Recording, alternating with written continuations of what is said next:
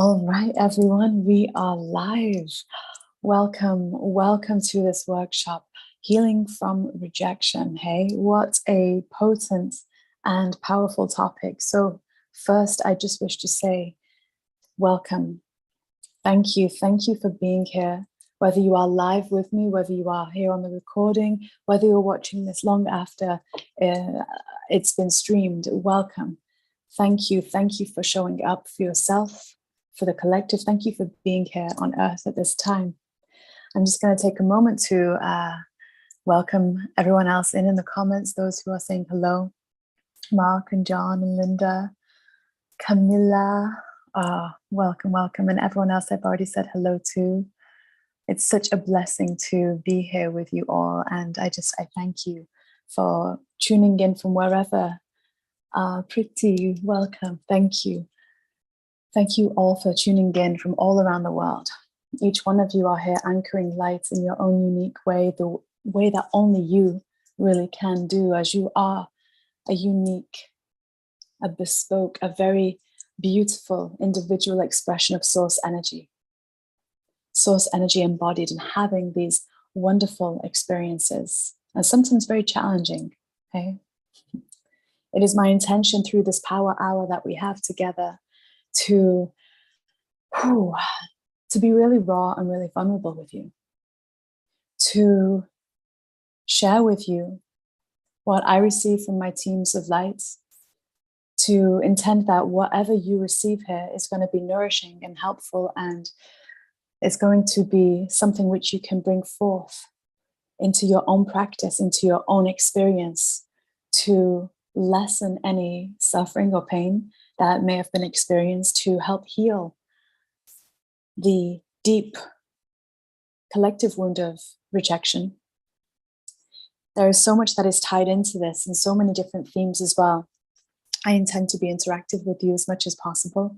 So please feel very welcome to write in the comments if you're here live.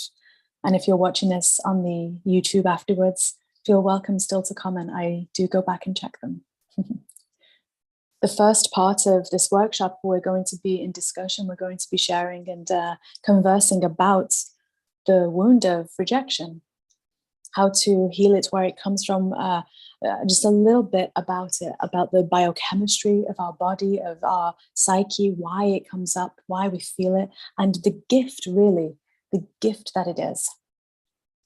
The second part of this hour, we're going to be going into the Akashic records so that you get to visit with parts of yourself that perhaps feel frozen or stuck in time, parts of yourself who perhaps feel rejected and wounded, so that we can bring them back into one, or you can anyway, because everything that we experience really is unique to ourselves. No one else is having the same experience as you. No one else can see from your eyes.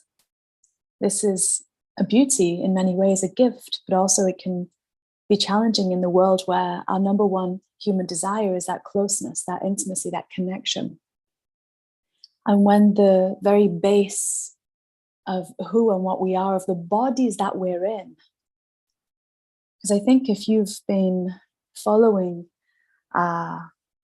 my channel, or if you've been following what I've been sharing with you for a little while, you'll hear me and the star beings, and you'll hear various guides speak of how we are source energy, non-physical energy, operating through this avatar, this human form. We get to observe and witness the emotions, the thoughts, the expressions that the human that we are in is choosing to have. But that's not who we are. And when we can start to really observe in this way, it reminds us of the things that our human feels separate from. It brings together a bridge. It brings a bridge together of the human experience we're having with the eternal and omniscient, omnipotent, beautiful source experience individualizing through each of us. This is how we return to oneness. This is a very base. And one further intention that I just wish to vocalize for this workshop is that it helps bring us closer to that oneness, that unity consciousness that we desire. We can't heal things we're unaware of. We can't bring together aspects of ourselves that are hidden away in the shadows. So it's a joy to bring this through. So let us begin. I just wish to share a couple of the words that you saw written in the event description, some of the things that we're going to do today. You know, we talk about how rejection, how this can show up in many ways. We can experience it through many people, many mirrors. When we are creating what we're creating in this world, there is no place for rejection in that feeling, but it's an inside job. So we're going to discover where this wound originates individually for us, for ourselves, and also collectively. We're going to find out why it still shows up, even with this seeming mass awakening, even with this focus on, as some call it, Ascension or 5D, why this shows up.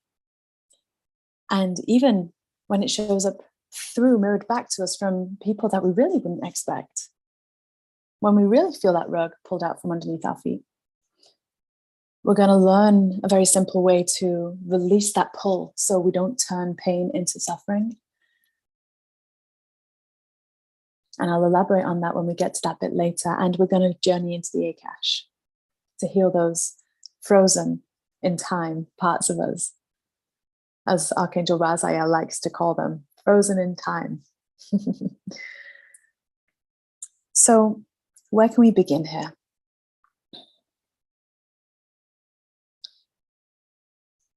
Our very nature as humans, biologically, biochemically, is to desire and to want intimacy and closeness and connection. We are beings that have created ourselves with unique expressions. Each one of you here is different, unique to the next person. When you look around, the world is surrounded, is filled with beings, with people, men, women, children. Yet even the most identical of twins are not the same. There may be similarities aesthetically or even through vibrational thought, but no two beings really are the same. Yet at the same time, everyone on this call, I am sure, connects with this feeling of source energy where we recognize that we are all one. So where is this split, really? Let's start by defining a wound. Some may call these traumas, shadows, where we look to reclaim the inner child, where we look to heal and reclaim parts of ourselves that have been lost through time.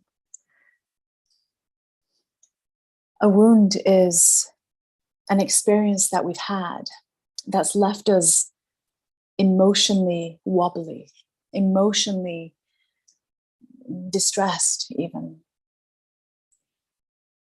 And that emotion hasn't been able to complete its flow. Emotion is very much like a flow of water, it's a stream.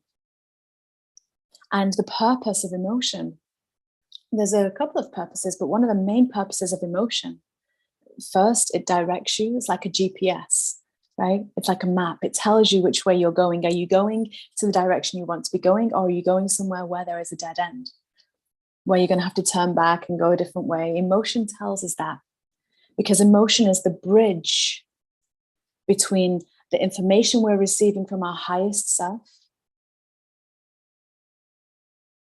our truth, our north point, and the main voice of the thoughts that are the most active within us, even if those thoughts are not conscious. The bigger the gap between the higher self knowing, the higher self thoughts, and the collective the majority of thoughts active within our consciousness, whether that's conscious, fully conscious, subconscious, hidden or seen. The emotion, especially when it's a heavy or a charged emotion, shows us how far away those two streams of thought are. And yet, similarly, when we feel bliss, when we feel expansion, when we feel joy, when we feel happiness, that tells us that our main stream of conscious thought in our physical human form is aligned with that of our higher self. So you see how emotion can be an incredible guide, and it is, that's its purpose, its second purpose. And this is what I want to get onto right now, is the alchemy of emotion. Now, when we have those two opposing thoughts, our higher self seeing a situation or an experience in one particular way, and then our human having this other opposing experience, the emotion that we feel in between operates as alchemy. It does it itself. It's autonomous. It doesn't need us consciously saying, emotion, please alchemize this. The emotion will do it on its own if we allow that emotion to flow and to complete its wave, its story. Yeah, now this is where it gets interesting. In this particular time space that we are in, the whole collective is built or has been built in a way where we've been taught to shame emotion. We've been taught to ignore it, belittle it, dismiss it. Now, this is important because this is where all of our wounds come from, is those emotions that we've rejected, that we've hushed, that we've silenced. All wounds. Now, let us focus in a little bit more on rejection. And I invite you to reflect on this just a little bit, or you can even, say in the comments, you can put a heart in the comments if you've ever experienced rejection. It is something that all of us really will experience and continue to experience until we change a thought. And it's one very simple, basic thought that it starts with. I see the hearts going into those comments. My heart bows to you. In a few moments, I'm going to share an experience that I had, but we're just going to get to the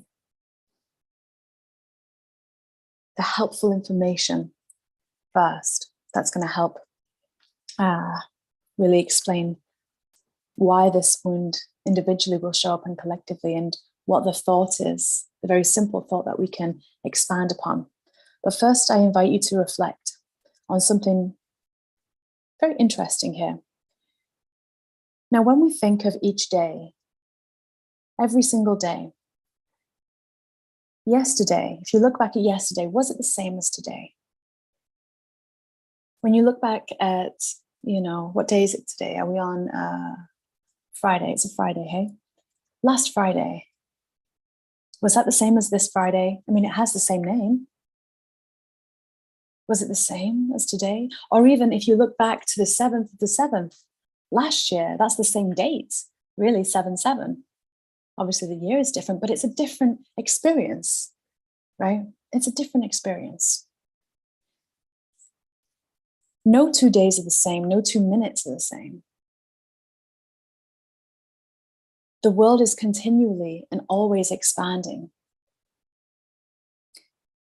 Yet the mind that we have has taught itself to freeze and to replicate a limited structure. Now, let me elaborate on what that means. There are two main types of mindset that we have. We have the expansion mindset, the growth mindset, the mindset that matches with our expansion in our human lifetime. We're always growing, expanding, learning, discovering, creating. We're always doing all these things. Yet a wound can cause the mind to freeze up and to create a pattern or a program, usually in its own defense, to say, oh, I felt something challenging here. I'm going to create this self-defense mechanism. And instead of that mechanism, instead of that program expanding and evolving through time as we have more experiences, it stays frozen.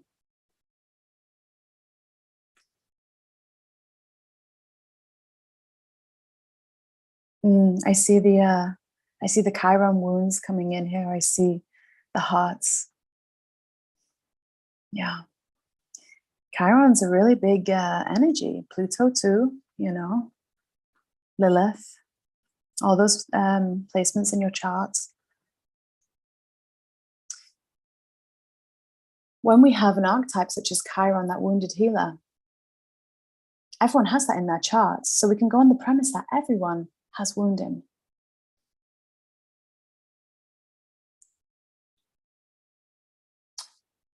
What feels better? What feels better? I'm going to ask a couple of things here. What feels better? Low self-worth or feeling worthy? What feels better to you? Low self-worth or feeling worthy? What feels better? Connection or disconnect? Connection or disconnect? Yeah. Thank you to everyone writing in the comments, right?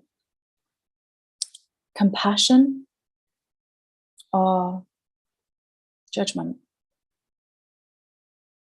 Yeah. Even to feel, right? You know, we find ourselves, someone very bravely wrote about feeling like they judge themselves in the comments, and we do, you know, reject ourselves. Yes, we do. But what feels better, to reject or to judge ourselves or another, or to feel compassion?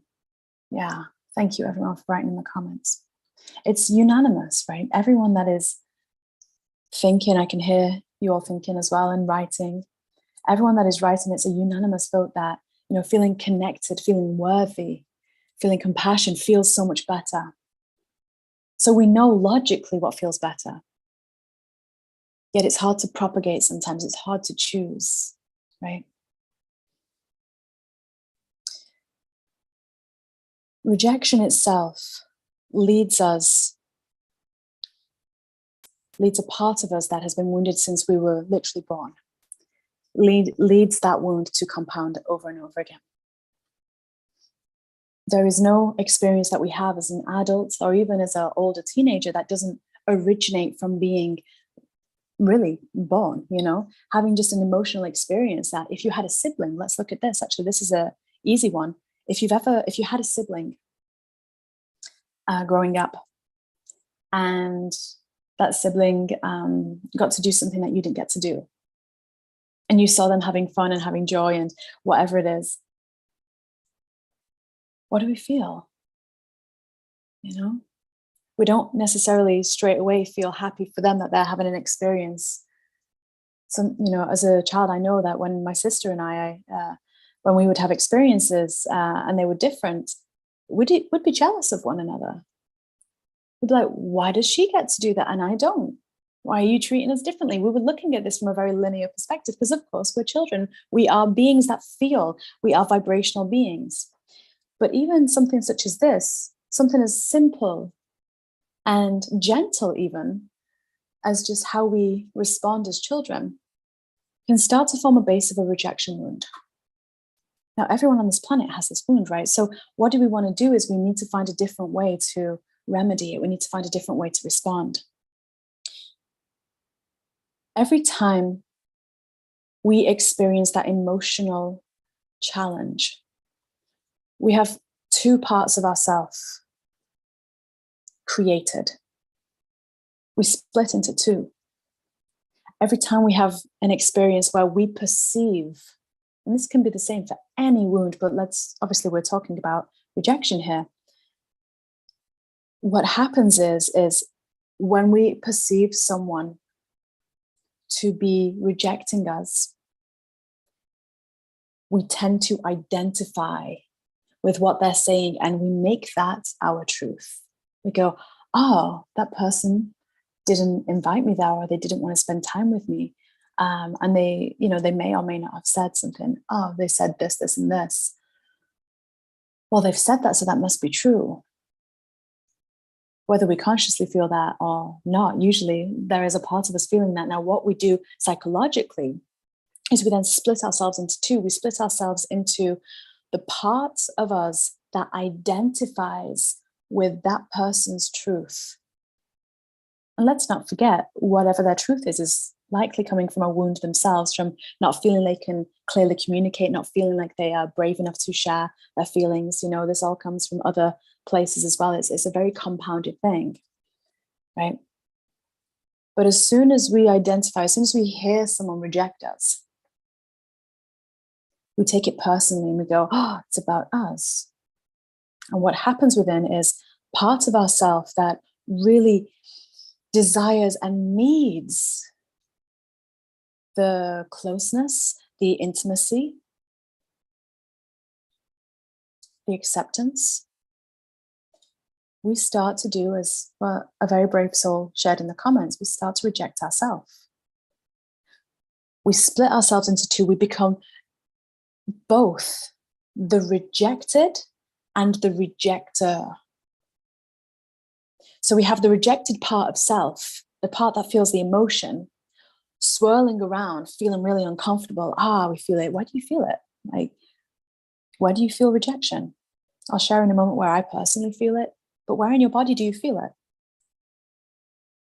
That part of you is storing the rejected part. Your fascia, your body is storing those parts. And because it hurts, because that emotion hasn't had a chance to process, it kind of goes into the shadows. We don't want to see that part of us. But instead, what we do is we find truth with what someone else has said. And then we also become the being which rejects. Now, not only does this happen within us, but then sooner or later it starts to propagate outside of us. We start to mirror that out without even realizing. Oh, I don't know if we want to invite that person to come for, a tea or a coffee, or it's just, their energy is a little bit different, and, la la la. And we find ourselves making excuses. Now, of course, this is very different from discernment. This is very different from finding those which align with your frequency. But we can find ourselves doing this, especially with family, especially with those with whom we have history, emotional history. Because the part of ourselves that's actually really speaking is the part of ourselves which rejects, not the rejected part. That part's in the shadows. That part's going, help, I want to come back home to the heart. Please love me. Please help me feel needed, wanted. I can be of service. I can change. I can, it's not that part which ends up propagating or mirroring others. It's the part of ourselves which is identified with the truth of what another has spoken about us, whether we realize it or not. And we leave ourselves unwhole. Now, our soul is never unwhole. Our soul's always whole, having this beautiful experience. But our emotional, our mental, our physical field creates fragmentations.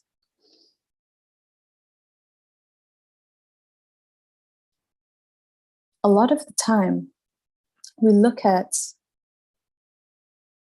emotion that another is expressing as a personal, especially if it's words. I don't know if you've ever experienced where someone's spoken words at you. They're trying to share, they're feeling emotional. Maybe they're raising their voice. Maybe they're using words that maybe aren't the most pleasant towards you. And we go, wow, that person really feels that about us. But really, what's happening is they're trying to find a way. They're trying to find stepping stones to understand how actually they really feel, because they're trying to find stepping stones to the other part of themselves. And it doesn't matter how much we perceive someone to be whole, or someone to be, on a spiritual path, or, how connected they may be. At the end of the day, we're all human, having this human experience. Now, there is a massive gift, though. There is a massive gift to the feeling of rejection. And it actually can propel us so powerfully into alignment that many of us miss this. And before I go into that, I'm just going to check in with the comments. I would love to see where people say that they feel hearts. Yeah, hearts. Yeah, you can feel it in your heart.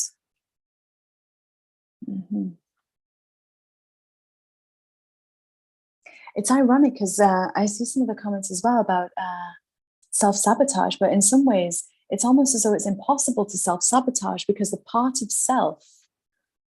a part of self which, what we are perceiving to be self-sabotage, that part of self is trying to find closeness with another through rejecting self. So we could call it self-sabotage, sure, but we could also look at it as that part of ourself which is actually doing the rejection of self, trying to connect with another, but connect through a trauma, connect through a lower vibration rather than a higher vibration. Healing rejection takes courage. It takes courage, brevity, and persistence, all of which you have bundles of,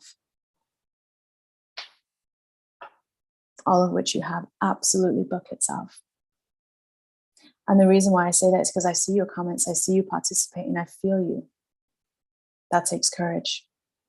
But isn't it interesting, and you'll hear this many, many times over, isn't it interesting how we will identify with the truth of someone else when it's a negative truth? And we'll take that as validation rather than all the hundreds of thousands of positive reinforced validations that we receive in between, right? Yeah, I feel rejection in my heart. I feel it in my solar plexus sometimes. That's probably more of my psychic energy though, predicting it. But yeah, I feel it like grief in my heart.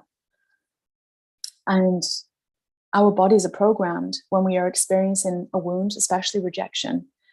Our bodies are programmed to physically feel pain as well, because once again, the body is a temple. The body knows what it's doing and it communicates through sensation. And as we shared at the very beginning, when we feel an emotion that's grandiose, that's challenging, it tells us that there is a split of thought. When the body feels that too, it's as though the body is saying, oh, we need you to pay attention because you're about to split yourself up here. Do you really want to do that? Now, of course, some of us will have very powerful experiences of rejection. I mean, we all experience rejection and they're all powerful to us uniquely, right? There is never any comparison. There can't be, because we're not having the same experience.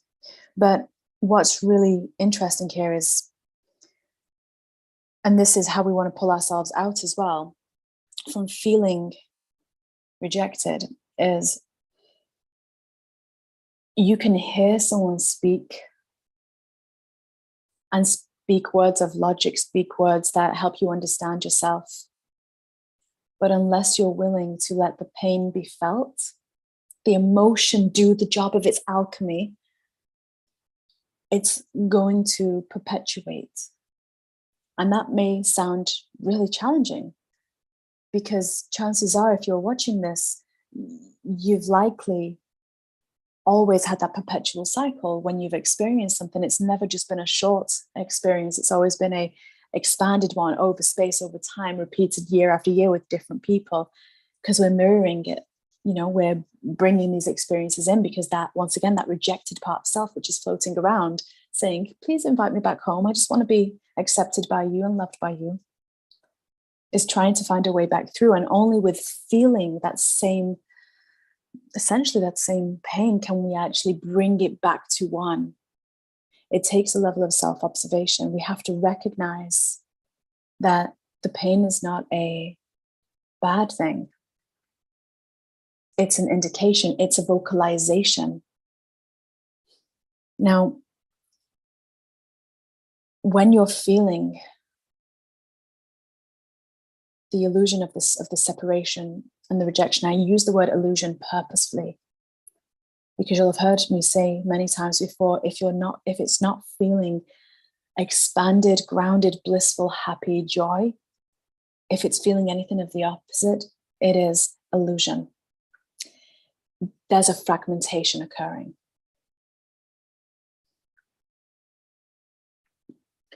when there is a fragmentation occurring, that is when we need to offer ourselves what we desire so deeply from others. Self-love, self-compassion, being gentle with ourselves, taking the rest. If we are finding ourselves experiencing such deep pain where we need to cry and we need to be held,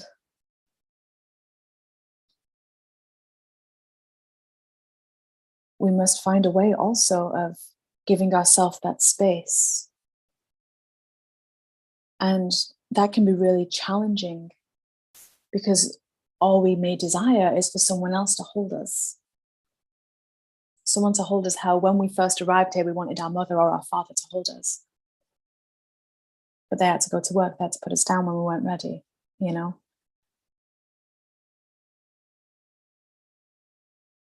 So when we can start to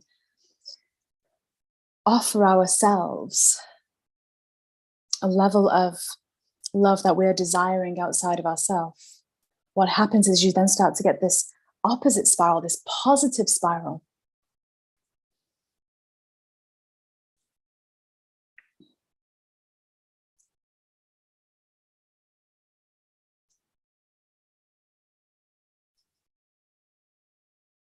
It really brings us to question and to recognize where the program of worth and value comes from.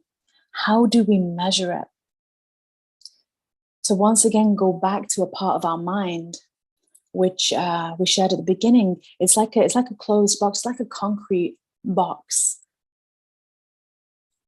When someone is seemingly rejecting me, I'm going to get stuck in this box where the walls are so heavy that we can't break out, right?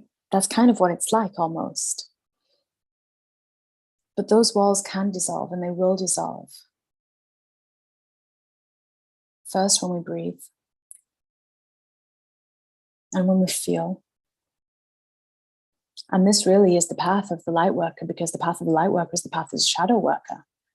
Shadow and light go together in union and bring the unity in.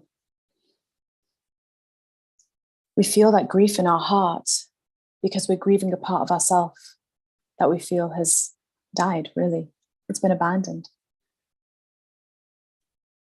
So if we're feeling the grief in the heart, exactly as someone's just said in the comments, open that portal of your heart, breathe into it. Breathe into it. Let the process, let the alchemy occur, and trust the process. This too shall pass. Everything that is emotion will pass, whether it's the highest of bliss or whether it's the lowest of grief and depression, it will pass. It may come back, but it'll pass. The trick is that when we actually start to show ourselves. Now, I'm going to share a story with you. This was a few years back. And it's interesting because this is actually really important because we start to learn the gift of rejection. And if we can shift our perspective here, if we can remold the thought that we have that when we feel rejected, that we close ourselves in, we lock ourselves in, we isolate ourselves. Because this also is,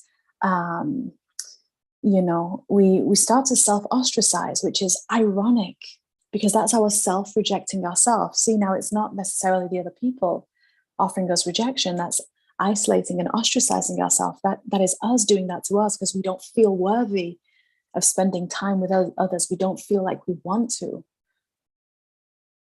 You see, it becomes a catch-22, right?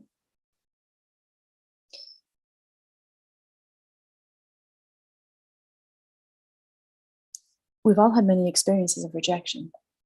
And sometimes, no, not sometimes, always, it's never really about the individual. It's about a level of balance, of how we complement one another for whatever it is that we're doing. Compatibility, some call that. And what happens is instead of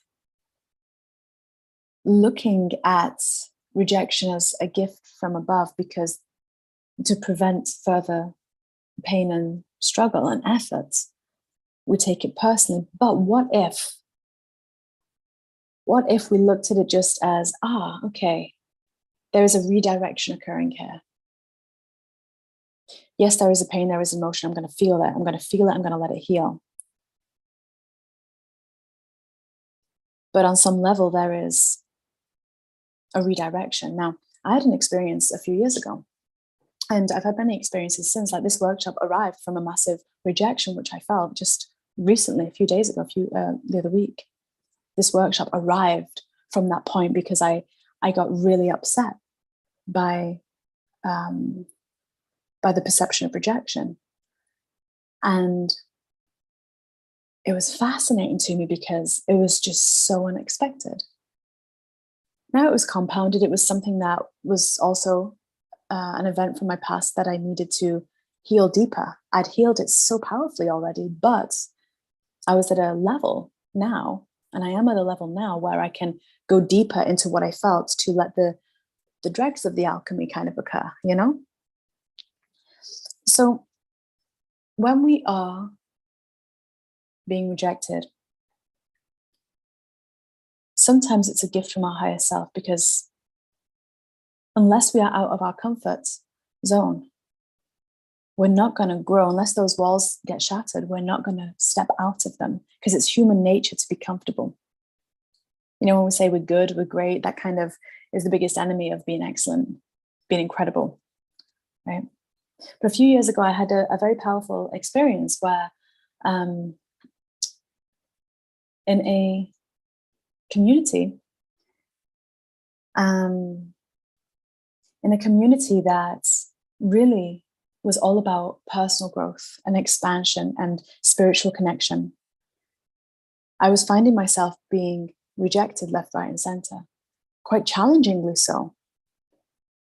And when I would speak to individuals now in this lifetime that I've personally had a lot of, I've been almost trained or indoctrined, some would say, to receive feedback, to hear how I've made others feel. This is something that came in with this lifetime and has formed around me from being a very young child, repeated when I was working in regular work and things like that.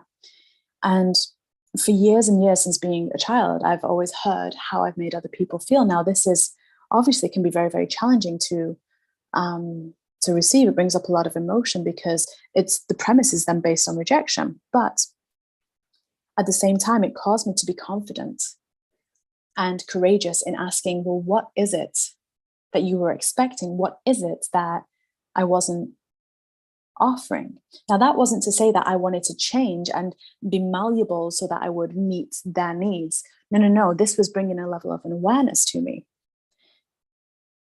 This is the awareness that can be really powerful. So a few years ago, I had an experience where I was being cancelled, essentially. I was being cancelled by a very expanded group of people. And there was a lot of reach. Now, when I was experiencing that, oh my gosh, the pain. And I see in the comments here some really beautiful comments, you know, about what we feel. And we're going to go into the Akashic records soon just to actually start clearing on this. But it was interesting because the reason behind a lot of this cancellation, yes, there was the energy of maybe, you know, they're feeling threatened a little bit by connection. But I had the choice in that moment. Did I want to shift how I was behaving, or did it cause me to go deeper into my heart than ever before and to find a deeper level of compassion? Did it cause me to kind of be a bit of a, you know, bit of a wet leaf and just kind of, you know, bend and sway with it? Or was I able to feel the emotion as long as I needed to for it to alchemize and then jump in vibration? Because that's exactly what happened. I chose the latter because my voice in this lifetime, my connection that I've felt in this lifetime, regardless as to what others have done, I've never blamed anyone for any experience that I've had. But those pains that I've had have caused me to find a level of compassion in my heart that I would not have had otherwise. And when we find that level of compassion, we unify parts of ourselves through recognition that others are also wounded. when we can recognize others maybe operating from a place of being wounded, we then really realize that nothing's ever personal, and actually nothing can actually hurt us.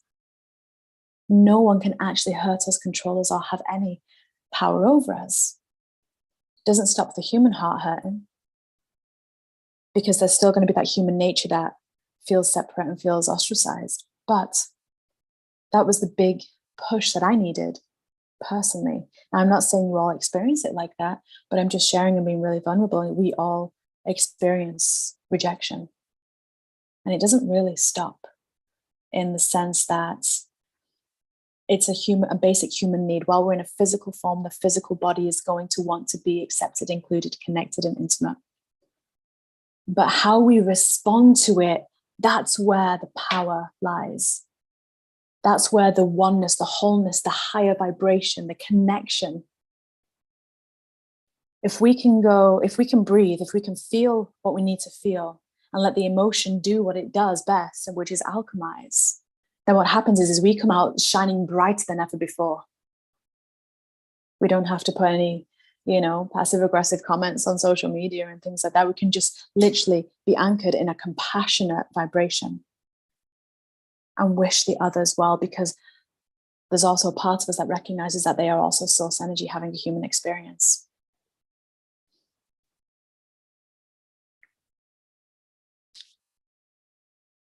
So when we look at what feels better, and I asked you those questions before, does compassion feel better than judgment? And you all put yes. The only remedy to rejection or being rejected really is compassion, because what we feel, we propagate. What we feel, we mirror and will be mirrored back. But you all have the strength to do this. You all have the brevity to do this. You wouldn't be here otherwise. And you've always got through the worst experience you've ever had because you're right here with me right now. And you'll get through everything that will come your way because you've pre-planned it already for your own beautiful growth, for what you want to experience in this lifetime. And the gift that others offer in the form of rejection really is our fast track to a higher vibration. Right? I'm just going to check in with the comments.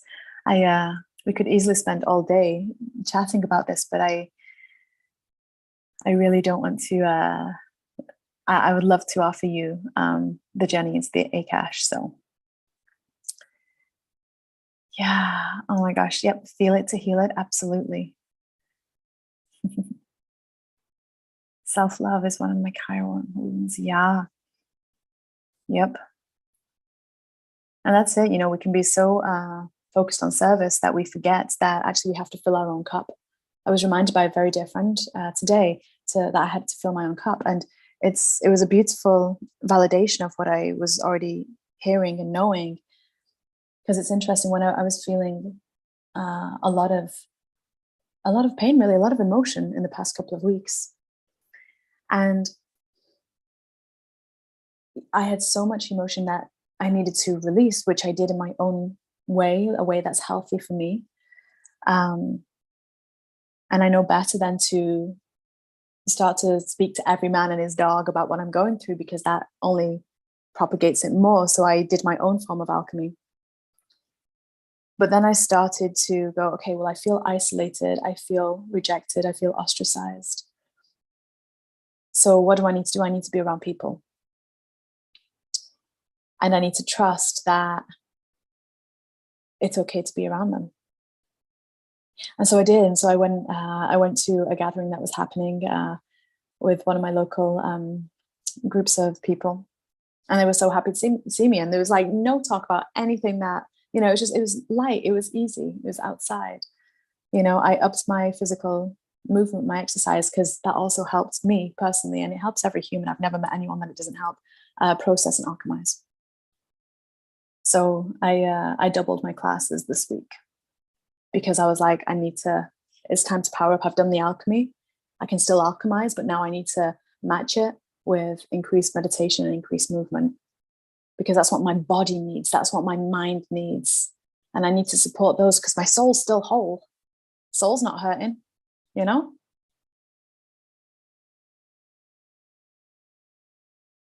Yeah. We're always on this healing journey, and this is part of being human. But when we learn to love and see that pain isn't a negative, that it's simply the body communicating.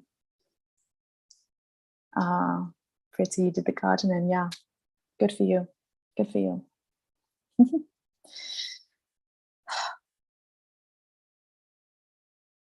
We're not only loved through rejection, but the biggest part of ourselves that splits off thinks that we are. We're loved just for being, because we are living love. And when we remember that, we stop identifying with external truths, and we start to welcome home the parts of us that we ourselves have rejected. I also upped my mirror work. And what that means is I was looking myself in my eyes when I was crying or when I was upset, and when I had thoughts running through that were illusion, and I let them run through. I wasn't afraid of what was running through my mind. I wasn't afraid of the feelings that I was having, but I was looking at myself, because there was a part of me feeling the pain that I needed to see. No one else could see it for me, because only we can see what we need to see to truly heal it. So this is me sharing and letting you know that no one, doesn't matter what we're doing, what level we're perceived to be at or anything like that, we are all going through the same thing, But we are really powering through this power hour. So let us jump into the Akash. If you're ready, I'd love to facilitate a journey here. Yes, the crow and the unicorn. It's heartbreaking when you see that the pain in your face when you do the mirror work, but it's so healing. Yes, it is. Yes, it is. It's heartbreaking, because what do we realize?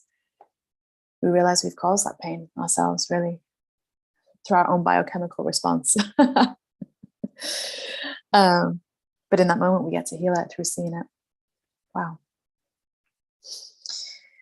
Whew.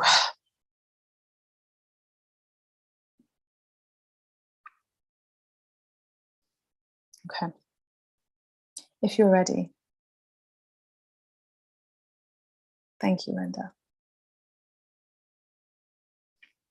If you're ready, please join me in bringing your hands to your heart, finding yourself in a comfortable position. If you work with a crystal, feel welcome to get that crystal. If you have a candle and it's not yet lit, please feel welcome to light it. Pause this if you're watching the recording, if you need to just get those bits and pieces.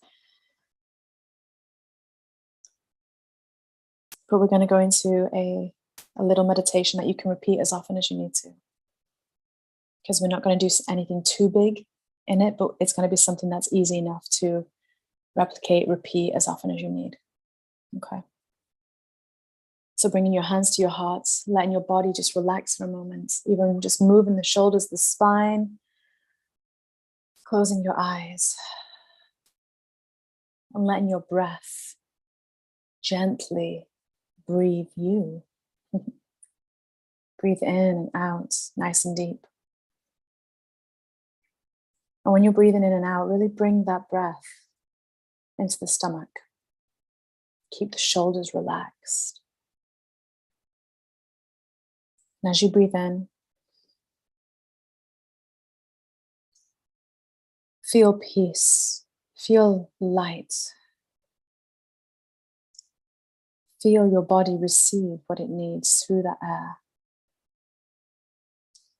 As you breathe in and as you hold that breath, gently release it whenever you're ready. Letting the breath release and eliminate any energy that is simply available to release. As you breathe in, slow and steady, fill your stomach up. And even hold that breath just for a moment.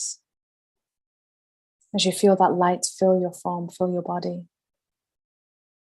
As you feel those molecules of air, of source energy, connect with you, with your chakras, your body, your energy, and release on the out breath anything it's able to. One more breath in.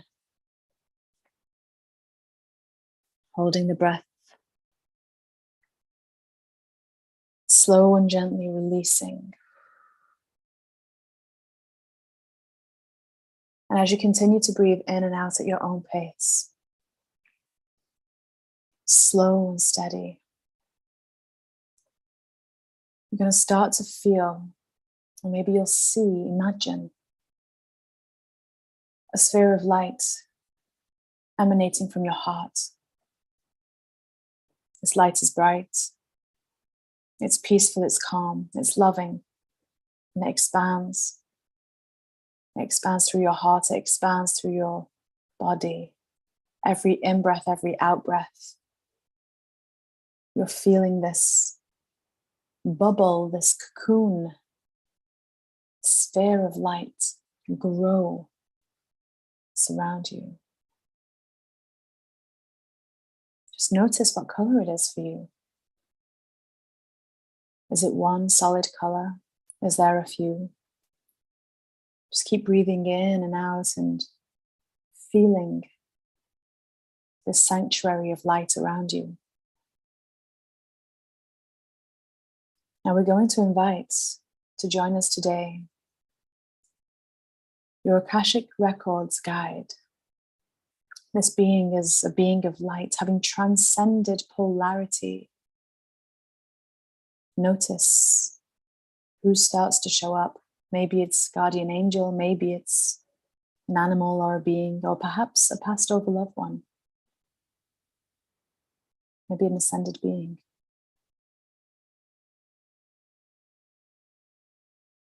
But as you breathe in and as you breathe out, held in this sphere of light, a presence, an energy of your Akashic Records guide starts to appear. You start to feel them as they draw near. And they move towards you with grace and with ease, with love and devotion. Blessed to be here with you. They say to you, welcome, welcome to this space. I offer you my hand as we rise up through the skies, as we traverse time and space. And as you reach out your hand to connect with that of your guide, you feel yourself lighten, levitate, starting to glide, as though the world around you is dissolving into light. You find yourself landing near a beautiful pool of water with a long and flowing stream. Look around and see the flowers, the animals, the birds and the bees. Look and see the peace and the bliss which surrounds you. Feel it, know it, let yourself connect. As you breathe in and as you breathe out, your Akashic Records guide smiles at you and says, we're not visiting the library today, but we are in the grounds, in the gardens, the center of peace, because we want to visit and free within you the memory that is most available to release, to heal, to unify, and to include. And to do this, we wish to stand in this pool of light, this pool of water. Will you join me? And your guide holds out their hand once more as they start to step into this etheric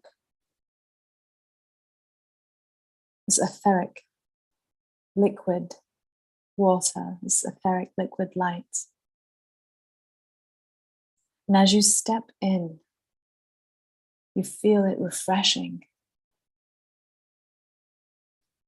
You feel it illuminating. You feel it connecting with each part of your cells. It doesn't feel wet like water perhaps would. It feels silken and smooth. Beautiful, really. As you step into the central pool, you see the stream that runs straight through. You look left and see one fork of the stream, and you look right and you see how it goes straight through to the other side.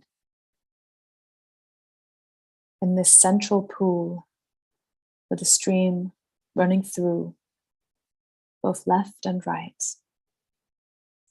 your Akashic guide stands in front of you, places their hands out for you to connect and feel. And as your hands rest upon theirs, you experience a beautiful beam of multicolored light, of rainbow light almost, like a rainbow hue just surround you, beaming down through you, almost like a rainbow mist. And you recognize and realize that this mist is a loving vibration of Archangel Raziel.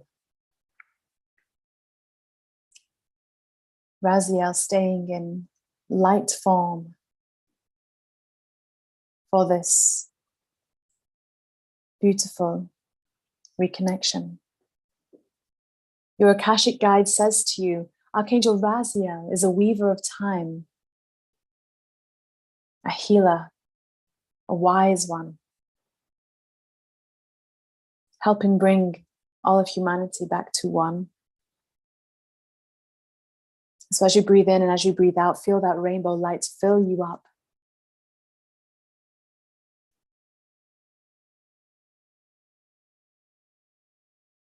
And your Akashic guide says, moving their hands to your heart, Raziel is going to help flick back through to a memory in time, a memory of pain, perhaps of rejection. It could be any point along your timeline. Just let the first version of you, the first memory, the first age come to your mind. And as you do, your Akashic guide says to you, oh yes, you're feeling it. You're feeling that memory start to arise. It's okay, you are safe. This is a healing space. Your Akashic guide says to you, just take a look to your left. Look to the stream on your left.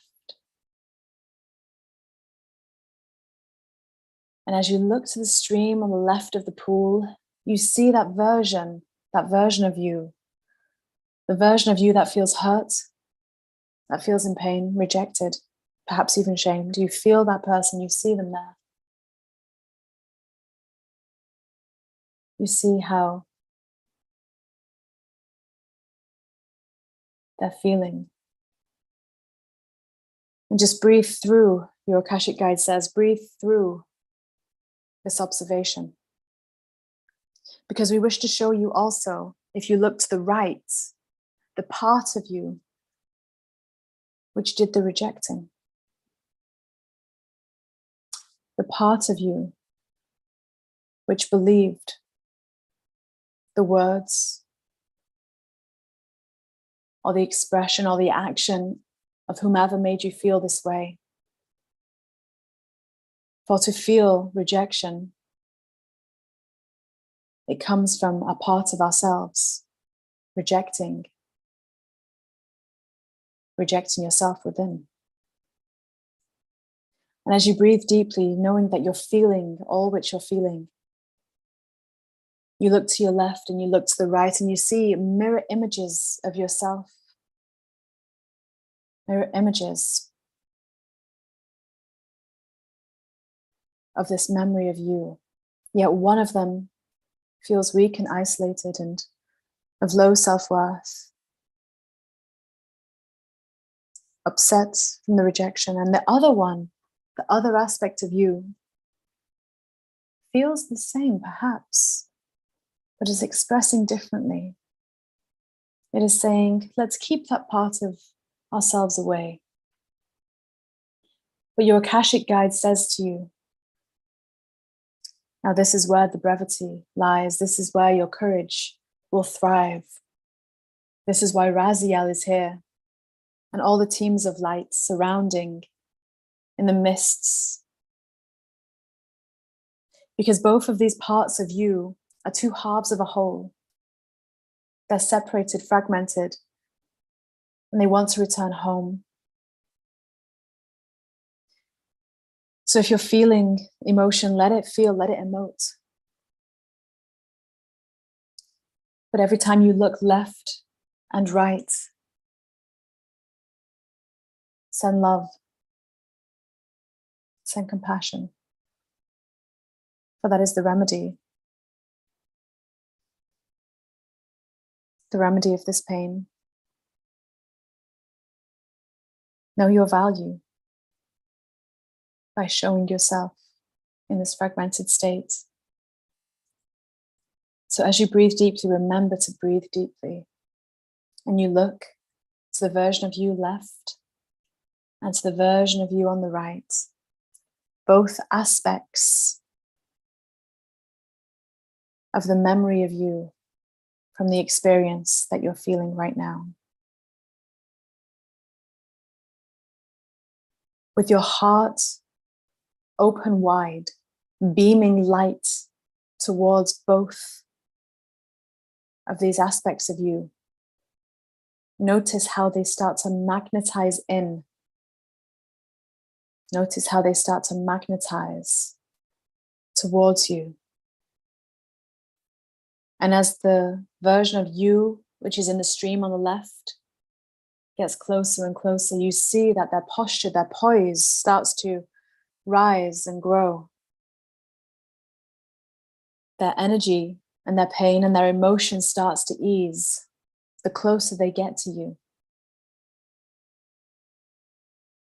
The closer they are. And the closer they are, the one on the left, when you look to the right, send in love to them too. You feel their defenses start to lower and their hearts start to shine to mirror you. The defense that we feel and the judgments for self.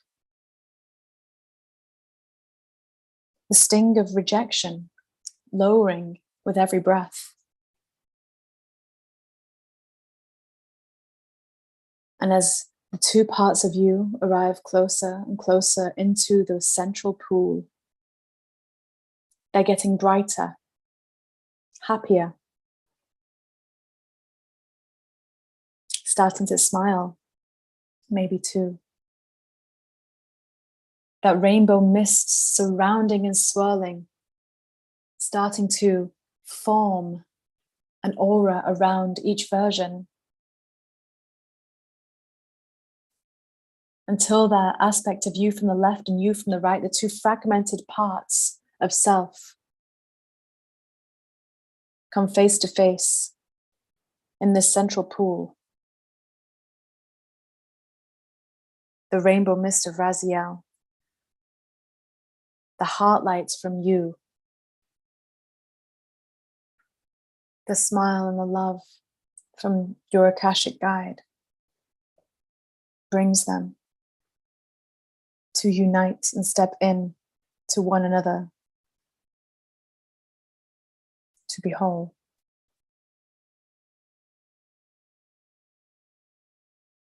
And as they do, just notice what occurs, notice the light which you see, notice how those versions of you have now unified into one solid being, whatever the age, whatever the time, whatever the place, they are whole. And as they open their hearts and open their arms, their light starts to glow.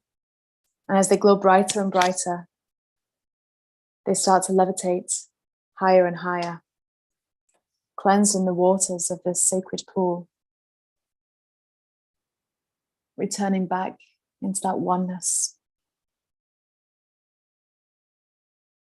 into that love, the truest version of you. Your Akashic guide looks at you smiling with grace and gently wipes any tears or anything from your face and places a hand upon your shoulder, moving it to your cheek, just smiling at you, honoring you, recognizing you for your brevity to look within. One final thing that your Akashic guide wishes to do is to cleanse you with the waters of this sacred pool. And as you look down, you see the waters swirling bright, beautiful colors, the highest divine light. Your Akashic guide scoops up this water and just gently lets it glide down the top of your crown, all through your being, all the way down. And as you breathe in, as that light trickles down your form, smile to yourself. Feel your heart for that aspect of you has been reborn. And for right now, your Akashic guide says, for right now, it is time to exit this pool. You can return anytime that you wish to continue to revisit any aspects of your past, any aspects of pain, any aspects of a wound that has been split,